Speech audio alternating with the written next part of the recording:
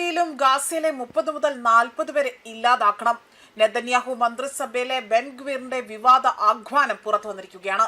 Gaza യുദ്ധം ഇതിനകം തന്നെ അന്താരാഷ്ട്ര തലത്തിൽ കടുത്ത വിമർശനങ്ങൾക്കും മനുഷ്യാവകാശ ആശങ്കകൾക്കും ഇടയായിരിക്കെയാണ് ഇസ്രായേൽ ദേശീയ സുരക്ഷാ മന്ത്രിയും തീവ്ര വലതുപക്ഷ നേതാവുമായ ഇറ്റാമർ ബെൻ ഗ്വീറിന്റെ ഒരു പുതിയ പരാമർശം ഇപ്പോൾ വലിയ വിവാദത്തിന് തിരികൊളുത്തുന്നത്.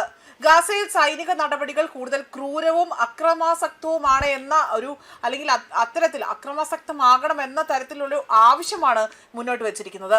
മന്ത്രിസഭയിൽ ഇത്തരത്തിൽ പ്രധാനമന്ത്രി ബെഞ്ചമിൻ നെതന്യാഹുവുമായി അദ്ദേഹത്തിന്റെ സമീപനത്തോട് പോലും തനിക്ക് അഭിപ്രായ വ്യത്യാസമുണ്ട് എന്ന് തുറന്നു പറഞ്ഞുകൊണ്ടാണ് ബെൻഗ്വീർ ഇത്തരം ഒരു പരാമർശം നടത്തിയിരിക്കുന്നത്. അതായത് ഗാസയിലെ ആക്രമണങ്ങളുടെ തീവ്രത കുറയ്ക്കുന്നത് അല്ലെങ്കിൽ അത്തരത്തിൽ അത് കുറയ്ക്കുന്നതിനെ പറ്റി ചിന്തിക്കാൻ പാടില്ല എന്ന നിലപാടാണ് സ്വീകരിച്ചിരിക്കുന്നത്. ഓരോ രാത്രിയും നിരവധി പേരെ ലക്ഷ്യമിട്ടുകൊണ്ട് ആക്രമണം നടത്തണമെന്ന അദ്ദേഹത്തിന്റെ പ്രസ്താവന ഇപ്പോൾ വലിയ രീതിയിലാണ് വിവാദമായിരിക്കുന്നത്. ഗാസയിൽ നിലവിലുള്ള യുദ്ധ നടപടികൾ, സാധാരണക്കാരുടെ സുരക്ഷ, അന്താരാഷ്ട്ര നിയമം എന്നിവയെക്കുറിച്ചുള്ള ചർച്ചകൾ ശക്തമാക്കിക്കൊണ്ട് അത് തുടരുന്നതിനിടയിലാണ് മന്ത്രിസഭയിലെ ഒരു മുതിർന്ന അംഗത്തിന്റെ ഈ പരാമർശം പുറത്തു വന്നിരിക്കുന്നത്. യുദ്ധം അവസാനിപ്പിക്കാനുള്ള വഴി അത് തേടേണ്ട സമയത്ത് ആക്രമണം കൂടുതൽ വ്യാപിപ്പിക്കണമെന്ന ആവശ്യം ഇസ്രായേൽ സർക്കാരിനകത്തേക്ക് രാഷ്ട്രീയ ഭിന്നത തുറന്നു കാണിക്കുന്നതാണ് ഇപ്പോൾ വന്നിരിക്കുന്ന ഈ ഒരു വാദം. വലിയ ചോദ്യങ്ങൾ ഇതിലൂടെ തന്നെ ഉയരുന്നുണ്ട്.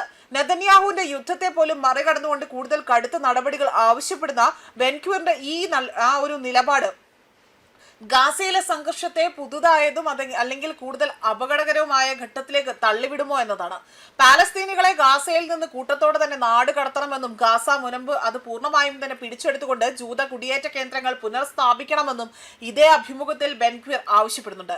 ഗാസയിലെ ജനങ്ങളെ മറ്റ് രാജ്യങ്ങളിലേക്ക് പരമാവധി പറഞ്ഞു വിടണമെന്നും പ്രതിരോധിക്കുന്നവരെ ഒന്നൊന്നായി തന്നെ അവിടെ വധിക്കണമെന്നുമുള്ള അദ്ദേഹത്തിന്റെ ആഹ്വാനം വംശീയ ഉന്മൂലനത്തിന് തുല്യമാണ് എന്നതാണ് ഇവിടെ നിരീക്ഷകർ ചൂണ്ടിക്കാണിക്കുന്നത്.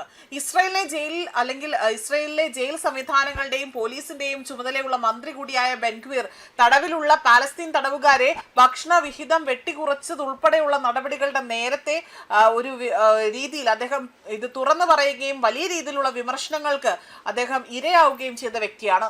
സമാനമായ വംശീയവും അതുപോലെ പ്രകോപനകരവുമായ പ്രസ്താവനകൾ ബെൻഗ്വീർ ആകട്ടെ ഇവിടെ മറ്റ് ചില ഇസ്രായേലി ഉദ്യോഗസ്ഥരുടെ അടുത്ത് അദ്ദേഹത്തിന്റെ അത്തരത്തിൽ അവരുടെ ഭാഗത്ത് നിന്ന് പോലും ഉണ്ടാകാനുള്ള സ്വാധീനം ഇവിടെ ചെലുത്തിയിരിക്കുകയാണ്.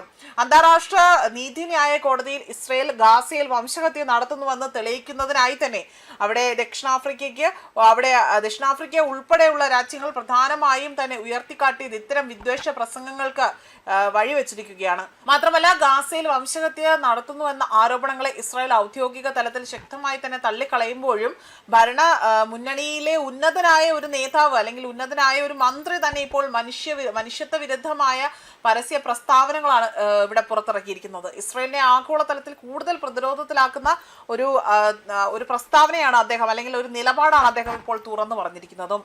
ന്യൂസ് ഡെസ്ക് കർമ്മ ന്യൂസ്.